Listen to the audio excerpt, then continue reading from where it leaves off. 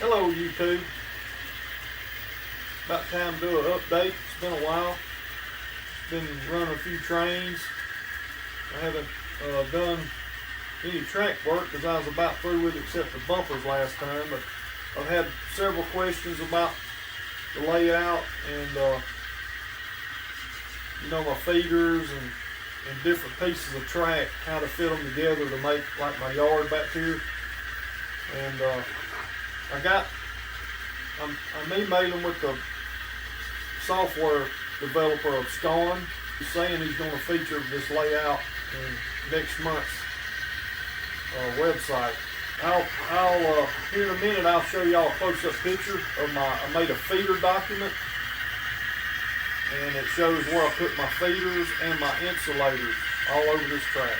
So I'll get a close-up view of that where you'll be able to see it, and I sent it to the Storm developer, and hopefully he includes this picture.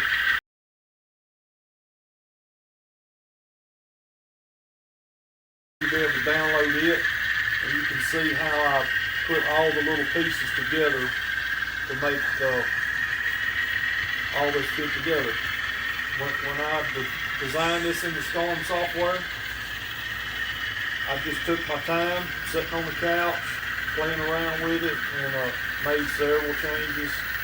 Tried to split it up in here, and got room for different scenery between the loops, and the other spots is pretty close, but seems to be, with me playing around with it, good switching opportunities and places for the industry. So plenty enough to keep you busy. I'm switching cars around. I'm going to show some of that in the video. I've got like 20 minutes of switching, just pretending I've got industries over here, serving this industry up under the camera where you're at, and building a train over here.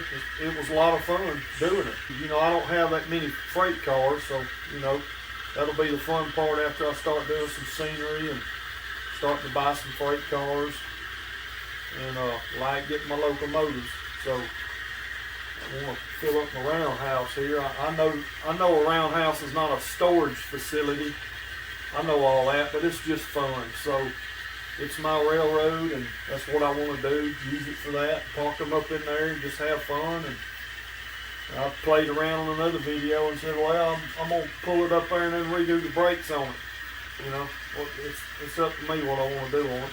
Just like you when you're on your layout. You can pretend it's what we're doing anyway. So I ain't no railroad guru. Don't know all the rules, but I'm having fun so far. I've watched a lot of YouTube videos.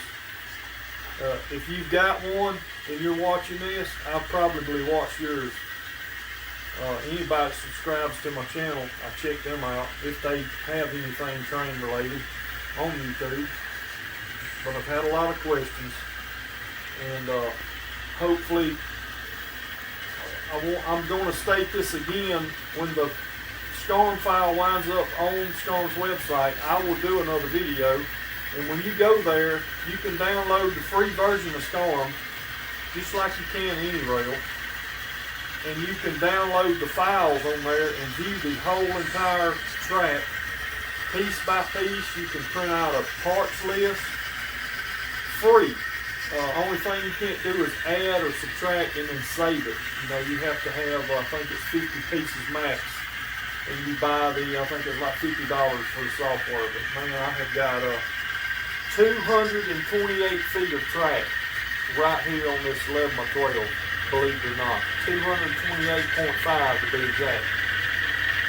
And I don't think that's counting all the 62 millimeters on the bumpers. I did not have to custom cut any pieces of this track. I've done it in the software and everything snapped together perfectly. I might have made some change like on a straightaway. Instead of putting some smaller ones here, I would divide them up, move the long pieces. It's just up to you. It all fits. It's all the same length. Changing it up.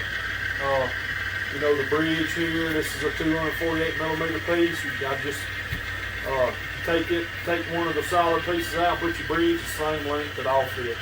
So all this stuff snaps together good.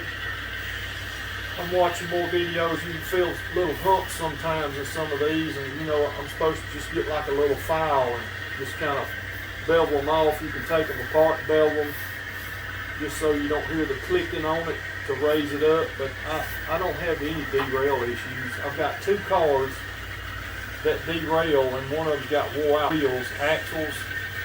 The wheel sets are real sharp on the edge. You can tell they've been run a lot. But so naturally it needs another set of wheels. So I'm gonna start buying new cars instead of old ones. So yeah, lots of the boxes of the 29 and 46 millimeter. It says 45, but it's 45 and a half and it's 46 millimeters. That's what you figure out on the Storm software. I had to buy a lot of these and several packs of the 33 and the 38 millimeter. But that, you know, that alone, the 62s, 64s, and you got the 124s, 186s, 248s. That's pretty much it, I think. All that works out good, and I mean, you can make it fit. It just fits good.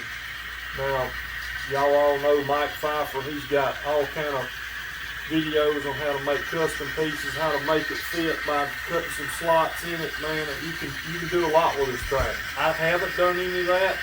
I could have. I just played around with software till I didn't, and you know, I don't have no huge layout, so was no need in it really. So really now I'm starting to watch about scenery, so have no idea about that stuff. So that's what I'm gonna be doing, is trying to lay some ground cover. I've debated on whether to paint this phone and then do ground cover, but I see a lot of them that paint it, and then I see a lot of them just do the ground cover over it, and it's covered. So I'll find out. They say if you mess up, you start, you know, just scrub it off and do it again. So I don't think there's no, you know, if you mess up, you ain't got to stick with it. So appreciate you watching, and see you on the next video, I hope. Thank you.